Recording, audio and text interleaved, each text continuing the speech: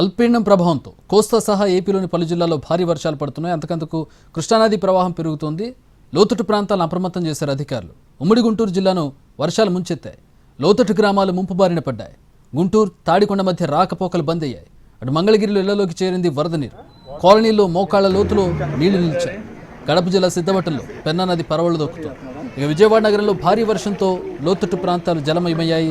విజయవాడకు మరోసారి వరద ముంపు పొంచి ఉంది. భారీ వర్షాలతో డ్రైనేజీలు మ్యాన్హోల్స్ పొంగి పొర్లుతున్నాయి. రోడ్లపై నీరు నిలిచిపోవడంతో వాహనదారులు ఇబ్బంది పడుతున్నారు. ప్రకాశం బరాజ్ వద్ద మొదటి ప్రమాద హెచ్చరిక జారీ చేశారు.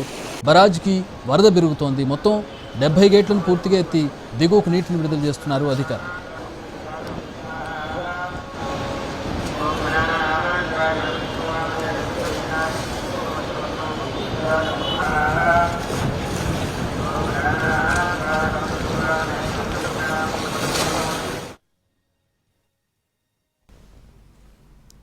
రైట్, మా ప్రతినిధి శ్రీకాంత్ జాయిన్ అవుతున్నారు విజయవాడ నుంచి.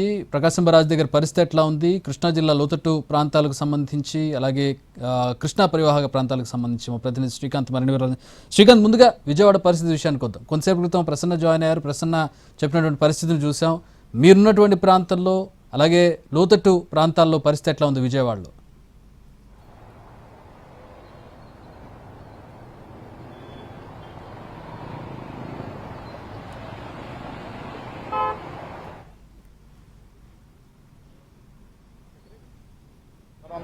గంటన్నర నుంచి అయితే వర్షం దంచి కొడతా ఉంది. దీంతో పూర్తిగా నగరంలోని ప్రధాన ప్రాంతాలన్నీ కూడా జలమయమైన పరిస్థితి కూడా ఉంది. మనం విజయవాడలో ఉన్నటువంటి నడిబొట్టున్నటువంటి విజయవాడ సిద్ధార్థ కాలేజీ మొగల్రాజపురం ప్రాంతంలో ఉన్నాం. చూడొచ్చు, మొత్తం గంటన్నర నుంచి కురుస్తున్నటువంటి ఎడతెరిపి లేకుండా కురుస్తున్నటువంటి వర్షం తాకిడికి ఈ ప్రధాన రహదారులన్నీ కూడా మోకాల్లోతు నీటితో నిండిపోయిన పరిస్థితి అయితే మనకి స్పష్టంగా కనపడతా ఉంది.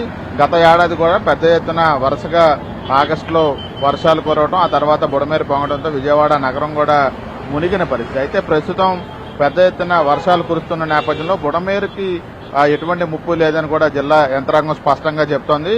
ఎందుకంటే బుడమేరుకు సంబంధించి రెగ్యులేటర్ నుంచి ఎక్కడా నీళ్లు కిందకి దిగువకి ఇంకా విడుదల కాలేదు.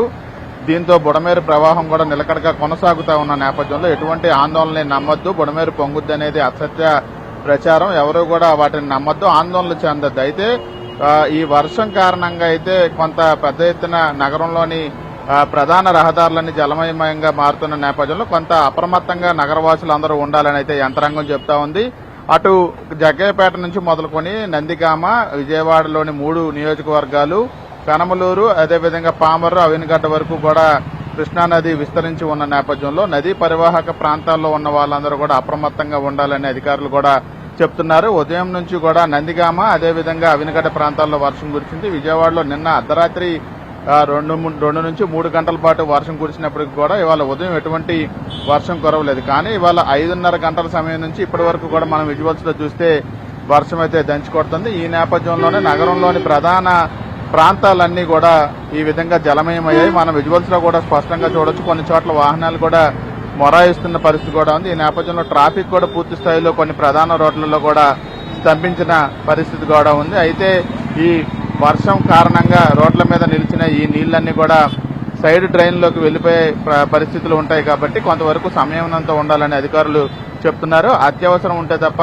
ఇళ్ల నుంచి బయటికి రావద్దని కూడా చెప్తున్న నేపథ్యంలో విజయవాడలో ఈ వర్షం తాకిడి కారణంగా 3 వ్యక్తులు కూడా నిన్నటి నుండి మృతి చెందిన నేపథ్యంలో పూర్తి స్థాయిలో ఇటు అధికారులు, మున్సిపల్ శాఖ సిబ్బంది కూడా ఎక్కడికక్కడ వరద నీరు నిలిచిపోయిన చాటు కూడా సహాయక చర్యలు కూడా చేపడతా ఉన్నారు. ఇక ప్రకాశం బ్యారేజీకి ఎగువ నుంచి వరద ఉధృతి రోజు రోజుకి పెరుగుతుంది. నిన్న సాయంత్రం నుంచి వరద ఉధృతి పెరుగుతున్న నేపథ్యంలో దాని పరిస్థితి ఇవాళ 3.5 లక్షల క్యూసెక్ల వరకు కూడా చేరుకుంటున్న నేపథ్యంలో బ్యారేజీకి ఉన్నటువంటి 70 గేట్లను కూడా ఎత్తి ఆ వరద నీటిని ప్రకాశం బ్యారేజీ దిగువకు అయితే విడుదల చేస్తా ఉన్నారు.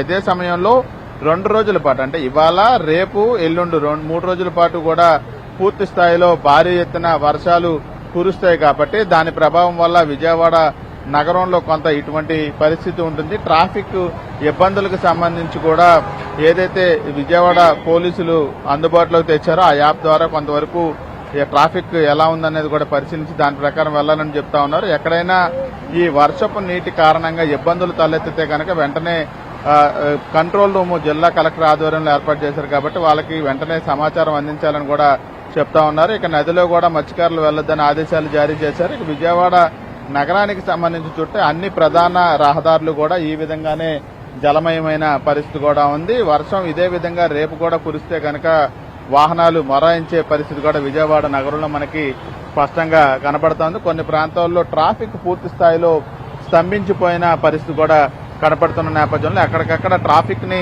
క్రమబద్దీకరించడానికి సంబంధించి అధికారులు ఏర్పాట్లు కూడా చేస్తా ఉన్నారు. పూర్తి స్థాయిలో జిల్లా యంత్రాంగం కూడా ఈ వర్షాల కారణంగా ఎటువంటి ఇబ్బందులు నగరవాసులకు తలెత్తకుండా ఉండటానికి అటు కొండ ప్రాంత వాసులకు కూడా ఎప్పటికప్పుడు అప్రమత్తం చేసే విధంగా అయితే చర్యలు అయితే చేపట్టింది. Chakri, thanks for the updates.